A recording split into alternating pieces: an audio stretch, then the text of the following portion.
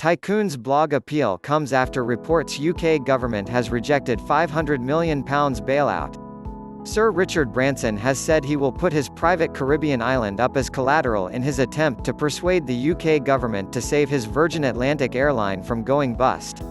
Branson, who is the UK's seventh richest person with an estimated £4.7 billion fortune and lives on Necker Island in the tax-free British Virgin Islands, on Monday promised in a public blog post that he would raise as much money against the island as possible to save as many jobs as possible.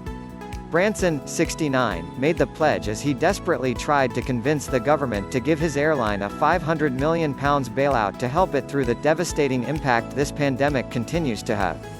The reality of this unprecedented crisis is that many airlines around the world need government support and many have already received it, Branson said in a public blog post on Monday.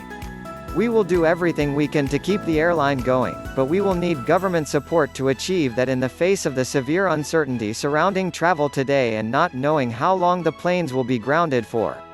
The billionaire has faced mounting criticism for pleading for taxpayers' cash, rather than using his own fortune to rescue the airline. Branson founded Virgin Atlantic in 1984 and retains a 51% stake alongside the U.S. airline Delta with 49%. The former Shadow Chancellor John McDonnell told The Guardian it was unacceptable that rich billionaires were milking the system at a time of national crisis.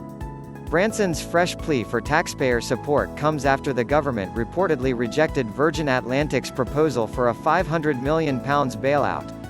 The Financial Times reported on Friday night that the airline's initial bid had been rejected and that the airline had been told to explore other ways to raise cash before seeking a state bailout. Branson said he was pleading for a taxpayer loan, not a handout. This would be in the form of a commercial loan, it wouldn't be free money and the airline would pay it back. He dismissed the idea that he should consider tapping into his vast personal wealth rather seeking government support. I've seen lots of comments about my net worth, but that is calculated on the value of Virgin businesses around the world before this crisis, not sitting as cash in a bank account ready to withdraw, he said. He has pledged to inject $250 million £197 million into Virgin Group, his empire, which stretches from planes and trains to health clubs and spaceships and employs about 70,000 people. The pledge, of which $100 million is thought to be earmarked for the airline, is 5% of his fortune. Branson is the 268th richest person in the world with an estimated $5.9 billion paper fortune, according to the Bloomberg Billionaires Index.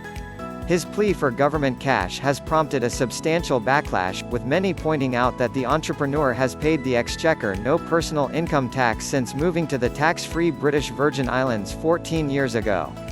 On Monday, Branson said he and his wife Joan did not leave Britain for tax reasons but for our love of the beautiful British Virgin Islands and in particular Necker Island. Over time, we built our family home here.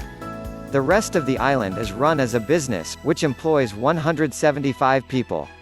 As with other Virgin assets, our team will raise as much money against the island as possible to save as many jobs as possible around the group.